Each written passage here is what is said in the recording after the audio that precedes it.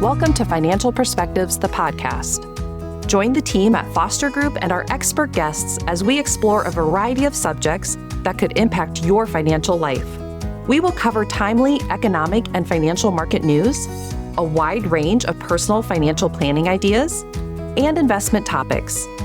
Ultimately, we want to encourage educated optimism and do our best to provide valuable insights to help you navigate your financial journey with confidence. Please stick around at the end for important disclosure information. More information about Foster Group can be found in our ADV brochure at fostergrp.com. Every year, December 31st seems to sneak up on us, and suddenly there's a list of things presented in newspapers, magazines, and online, along with things we hear from our friends that start with the phrase, "Have you done this yet?" And the this has a deadline of 12/31, and that's only 2 months away. You know, it's no fun to get in a rush at year end for anyone. So we wanted to walk through a set of ideas that you may want to consider, ways to reduce taxes a bit, but also ways to increase the effectiveness of your giving, both charitable giving and also how you might more effectively give to children, grandchildren, and others who you want to benefit. So to help us with this topic, I've asked Foster Group Lead Advisor Caleb Brown to join us. Caleb helps and advises many people, including helping with tax preparation on a volunteer basis for people who just need a little extra help to make sure they get everything filed correctly but can't afford regular tax professionals. You know, every time I sit in a meeting with Caleb, I'm learning because he's sharing new ideas for how people can plan and accomplish goals on what new opportunities are being presented because of tax or regulation changes. And he makes it all so understandable and applicable.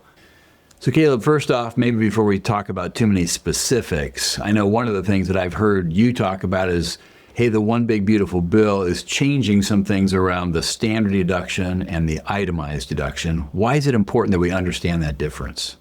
Yeah, so one thing is most people do take the standard deduction, but there's a whole nother way to calculate the deduction called itemization. And so really it's whatever's better for the client or for you. And so if you itemize, you have to track some things. You've got to track your medical expenses, mortgage interest, charitable giving, your income taxes for whatever state you're a part of. But if those things are high enough and it makes sense, you get a bigger deduction. But the IRS does give you a little bit of a easy button, and it's the standard deduction. That's what most people tend to do. It's a little over $30,000 if you're married filing jointly. Okay. So most people will probably, that will apply to them. But it's important to know because you get the choice. You can choose to itemize or take the standard, whichever one really results in a better tax picture for you. Correct. Okay. One of the itemized deductions that you mentioned is charitable giving, and I know there's a little bit of a change because of the One Big Beautiful Bill as it reflects in 26, not going to take effect this year. But let's just talk through kind of what we need to be thinking about in terms of charitable giving and how it gets deducted. Right. So this year's going to be a little bit better from an incentive plan to take your charitable giving in 2025. Some people just do it every year no matter what, but it may make more sense to do more in 2025 because there is a floor. And just to explain that, think of it like this. If you make $100,000 of income, the first 0.5% of that 100,000 does not count. And that's for next year. For next year. Yeah. So 2025, it doesn't have any kind of floor. Yep. But that's a big deal because let's say you have a really big income and you have really big charitable contributions. Some of those will get basically, they won't be included. Won't be deductible. Yeah. Yeah. So that first 500 in the case you're talking about would not be deductible. The other 4,500, if someone gave 5,000, that would be correct deductible in that situation. Yeah. So the other part of that might make it a little bit better this year has to do with what percentage gets applied to that deductibility. My understanding is you get full deduction based on your income tax bracket this year, but that might change next year? Yeah, so another reason again for 2025 giving, or just any of the itemization that you'd be doing, is the total itemization you have in 2026, it can't exceed more than 35%. And so what that boils down to is if you have extremely high income, think 600, 750,000 or more, something like that, you're going to miss out on at least 2% of your itemized deductions for that year. Okay. So it just makes sense if you're thinking about whether to do something this year or next year. We'll talk about donor advised funds in a minute, how maybe you could even bring some giving into this year that you plan on actually giving to a charity next year, but for tax purposes, it might be better in 2025. 2025 tends to be the year you want to be thinking hard about that. Okay. Doesn't sound like for this year, though, really not a lot of changes to probably what people are going to do this year just in terms of their charitable planning. No, I would say one other thing on that deductions piece that we're talking about with the itemization is if there is another change to that from that bill on the state and local income tax side. Right. So it was increased to $40,000 this year. And if you do charitable giving, that gets added to the itemization bucket. And so that particular feature of it being increased to $40,000 is based on your income. So if you have a bigger income and you do charitable giving, you could potentially get more of a deduction there as well. And you're talking about the SALT deduction, Correct. state and local tax deduction. Yep. And does that take effect this year, the $40,000, or is that in 26? That happens this year, in 2025. This year. Okay, wow. So it actually came back almost like a retroactive. The bill was passed this year, but you actually get to... That one, yes, for 2025. Interesting. Okay, great. I mentioned a few minutes ago just the idea of using a donor-advised fund for charitable giving. You've talked a lot about this. I know the benefits of those things. Can you just kind of walk people through why they might want to consider using a donor-advised fund for their charitable giving? I mean, I'm just going to tell you, I know when I've seen Caleb demonstrate this, it's good for everybody. It's good for the person doing the giving. It's good for the group that's going to receive the gift as well. Yeah, I would say that's the first what I always like to lead with clients is who benefits the most is the charity that you care about. But essentially what a donor advised fund is, it's just a giving account. It's an account that's it's already a charitable entity. So if you give to it, that's when you get the tax deduction. And so where I've seen this work really well is if you give not cash, but investments, like appreciated securities. So my example would be you bought an investment 20 years ago for $10,000. It's worth $20,000 today. You give the $20,000 investment to your giving account. When you do that, you get a tax deduction right away. So that's going to benefit you this year. And so think again, if next year you're going to be doing some giving, you could potentially take next year's giving, bunch that into this year. But the other thing you get when you do the giving account is you avoid the gain that you would have realized. So in that 10,000 example to 20,000, there is a gain of $10,000. So imagine if instead of the whole strategy I just talked through, you cashed in the 20,000, paid gains of 10,000 on that 20,000, then gifted it to charity, you wouldn't get the same benefit. So you completely avoid capital gains, you get the tax deduction. And I've seen this before where sometimes the tax deduction itself is more than what the actual original investment was. Yeah. So it's a big win. I think, the thing I keep taking away from that one is if the value of the security, as you said, was $20,000, you get to deduct the whole 20, and ultimately the charities are going to get that whole 20 as well. If you had taken that same security that you had originally bought for 10, sold it, now you're going to be paying taxes on the $10,000 of gains. That's going to reduce the amount of cash you would have available to give. So you're going to be able to give less, you're going to be able to deduct less, and the charity is going to get less. Right. Yeah. So it really is a great strategy to think about using a donor advised fund. If you haven't done that, I'd really encourage you to consider talking to your advisor about how to get that done. Okay. Another thing to think about charitable giving is something called QCDs. What does QCD stand for, and why is that important to us? So it's a qualified charitable distribution. And what it is, it's money you take out of an IRA account. It has to come from an IRA specifically. And instead of taking it to yourself, you gift it directly to a charity. So that's what it is. Why it's such a good deal is if you back up with that account, it usually originated from a contribution you made to an IRA or a 401k that eventually became an IRA. And so you got a tax deduction back in the day for that. The money grew tax deferred. You didn't pay any dividends or capital gains when it was growing. And then you're taking it out and you're gifting it to a charity. They're not paying taxes on it. And you never pay taxes on it, even though you took it out. So that does begin, that qualified charitable distribution allows, you're allowed to do that at 70 and a half. So there's some age things you got to be aware of. But there is a certain age too, where you're forced to take money out of these IRA accounts. And so it could be a great way to, if you're forced to take out 20,000, let's say, if you gifted 10, you're only taxed on the 10. And so this is another reason to consider this option, and usually ends up being the go-to strategy for clients when they hit those required minimum distribution ages. Mm-hmm. Yeah, so if you're really not needing the full amount of the, let's say, the required minimum distribution for lifestyle expenses, if you wouldn't have taken it out for a living, then to be able to give it actually kind of before it gets to you keeps it from being taxable to you. And again, the charity gets the full value of the gift. Yeah, and another reason I really like these two is there's different tax triggers in the code. And so with two things, there's Medicare expenses that you pay. Those are based on your income. And so if you're taking money out of an IRA, that's going to crank up your income. But again, if it goes to charity, it doesn't show up. And then the other would be the new senior enhanced deduction that came out with this bill. Basically, if you're over 65, you get a $6,000 tax deduction, depending on some income limits. But again, if your income's higher, you may not qualify for that. And so this is the idea of giving with a qualified charitable distribution makes sense from that respect as well. Yeah. On that $6,000 senior deduction, is that part of an itemization, or does that exist someplace else in the tax? Yeah, we call that like a bonus deduction. Okay. Because it doesn't matter if you itemize or if you do the standard, those two things we're talking about, you're just going to get that. But again, it's income based. And so I think the number is if you're over $250,000 and you're married filing jointly, you're just not going to get that deduction. So the ways to reduce that are the ideas behind that. But if you're managing your income down a little bit in retirement, not only is the standard deduction going up, but now you're going to get this extra potential deduction on top. Correct.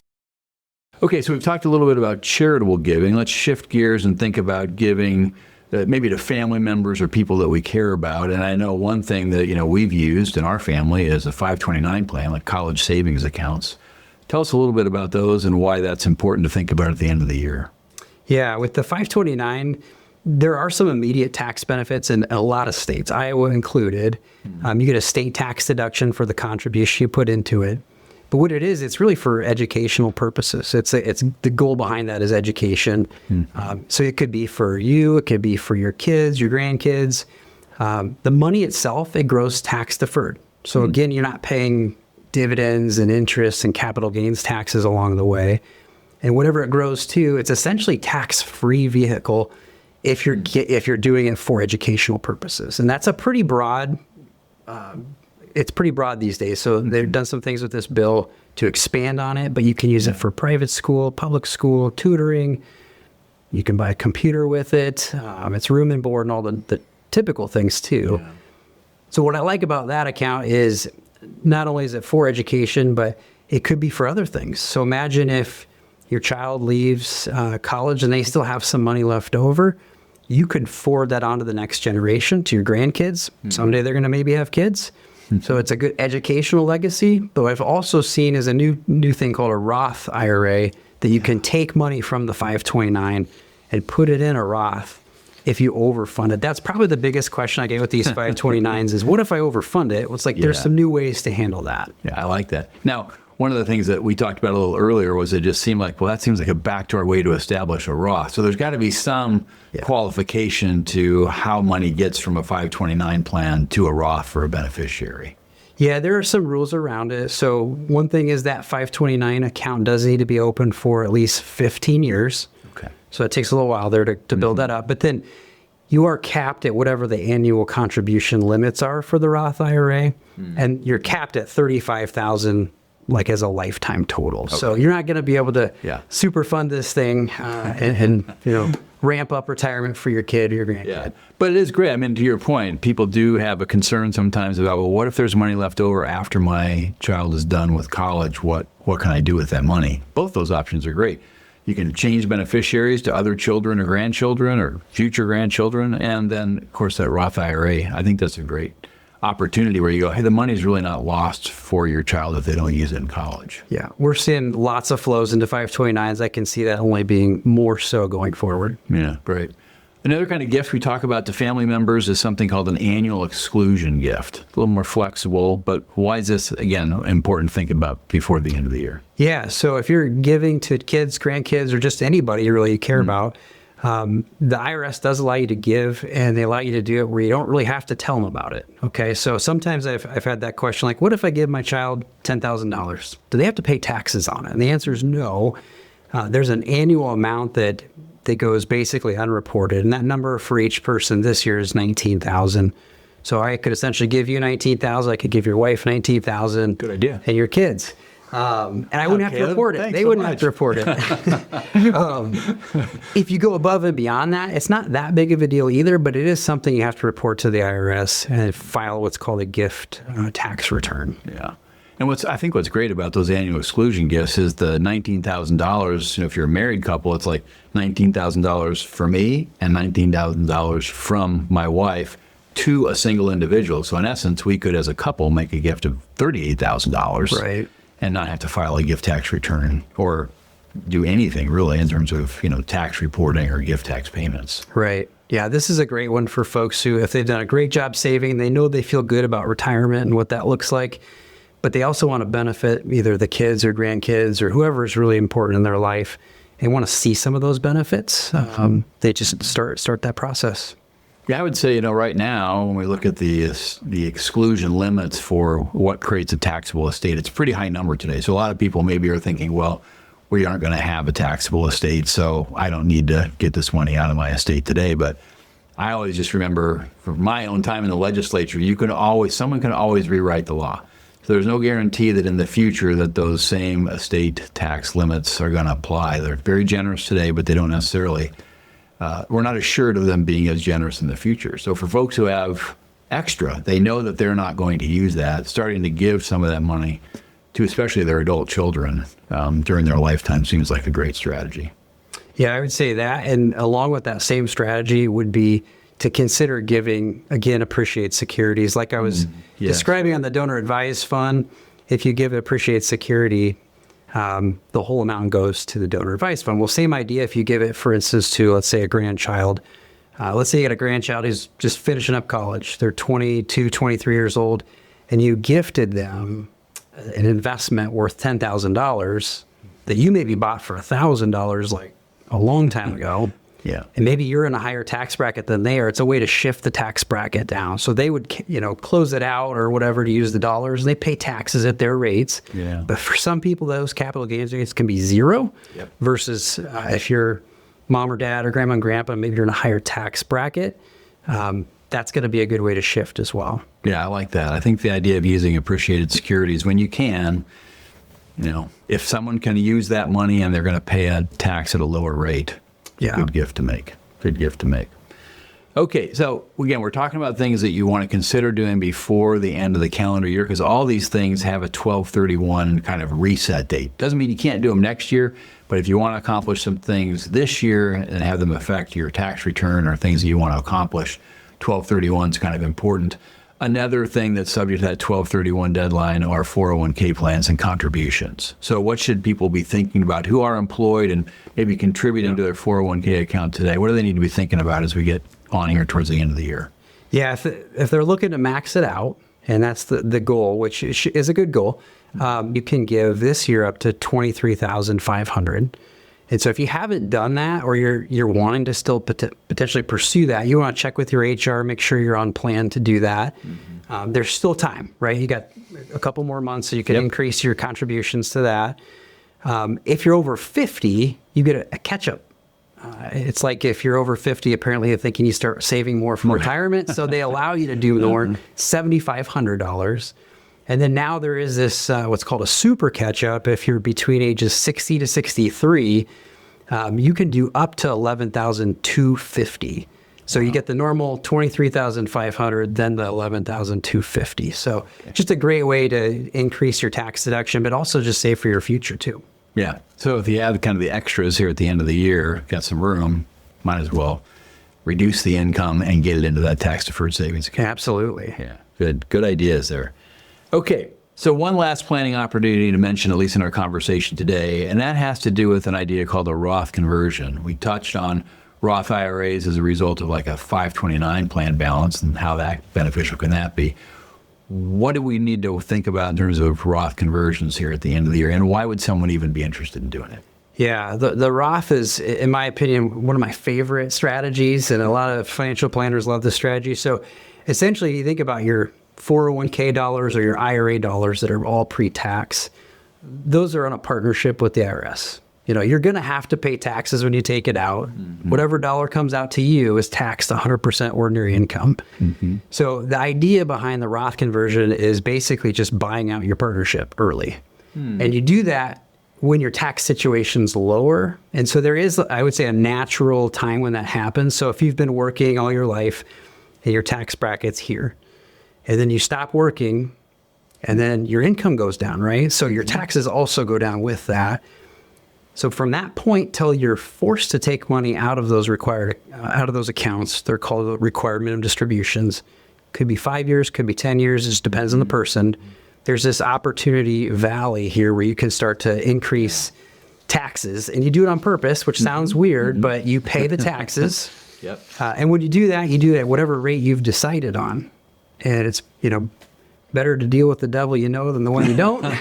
And so we don't know where future tax rates are headed. So the idea would be pay those taxes at smaller levels. And once you've paid the taxes, you're done. It's a Roth IRA that it goes into, so that account is tax-free if you take it out later in life. So the benefit there is you're just kind of spreading out your tax risk of what could happen in the future with the future tax law change, because they say they're permanent, but it's only permanent until the next person changes. Yeah. It's always written in pencil. Right, yeah. The next administration can always do things to change the rules. I think that tax, kind of that valley, where you have the lower income, that's one people need to really think about as they are maybe approaching retirement. So they're going to see their earned income go way down. This also has to do with when you might claim or not claim Social Security. People talk about delaying claiming Social Security to let that benefit increase. Well, by delaying, you also keep your earned income or taxable income down, giving yourself more opportunity maybe to make those Roth conversions at a relatively low tax rate and before things in the future. I think the thing you said about the more money that we can convert to a Roth before we hit required minimum distribution age, we can shrink those IRAs that we're going to be forced to take money out of, so that RMD in the future goes down. That's just going to save on taxes as well. Yeah, it's one of the benefits that are out there. And so we try to look at that each year for each client and decide if it's going to make sense to do it or not. Yeah, I think that's a good point. All of these things that we're talking about, they're things that they may or may not work in your specific situation. So we always are advising people, hey, talk to your advisor, talk to your tax professional to make sure that these are the kinds of things that you might be able to benefit this year or maybe next year. Everybody's situation is unique. And just like you said, it always pays to look here at the end of the year. Is there something that I should be doing now, in this kind of unique year that we have? So. Yeah, we always tell people too, don't wait till December 20th to give us a call to talk through these things. Like the fall is a great time to go ahead and make an appointment with your advisor if you're not already scheduled to do that. Yeah, thanks. All right. Well, we talked about a lot of ideas today, and like we said, you may want to meet with your advisor just to make sure you're set for the end of 2025. For clients of Foster Group, we encourage you to give your advisor a call here. If anything has changed, or maybe you heard something today that clicked, and you're interested in implementing that or really seeing if it applies to you. If you don't have an advisor or thinking maybe it's time to get one, of course, we'd welcome that conversation with you as well. So please feel free to call or contact us on our website at www.fostergrp.com. Thanks again, Caleb, for all you do, for joining us today. I think it's been super helpful. Yeah, thank you. See you next time. The previous presentation by Foster Group was intended for general information purposes only. No portion of the presentation serves as the receipt of, or as a substitute for, personalized investment advice from Foster Group or any other investment professional of your choosing. Different types of investments involve varying degrees of risk, and it should not be assumed that future performance of any specific investment or investment strategy, or any non-investment related or planning services, discussion, or content, will be profitable, be suitable for your portfolio or individual situation, or prove successful. Foster Group is neither a law firm nor accounting firm, and no portion of its services should be construed as legal or accounting advice. No portion of the content should be construed by a client or prospective client as a guarantee that he or she will experience a certain level of results if Foster Group is engaged, or continues to be engaged, to provide investment advisory services. A copy of Foster Group's current written disclosure brochure discussing our advisory services and fees is available upon request or at www.fostergrp.com/disclosures.